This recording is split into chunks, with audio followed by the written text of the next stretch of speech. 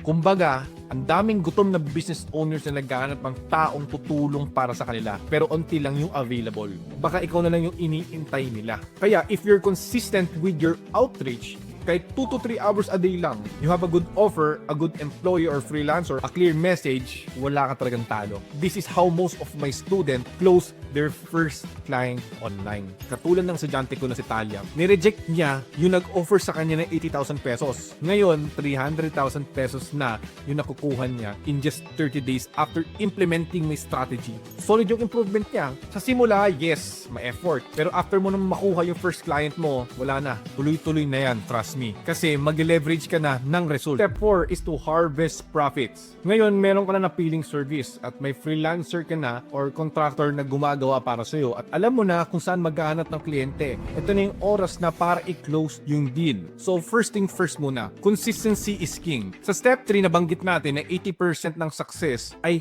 nasa pag-outreach talaga. Ibig sabihin, kailangan mo lang na mag-send at least 500 messages, DMs, or job proposal kung saan may potential client. Kung wala pa rin kahit isa, huwag kang susuko.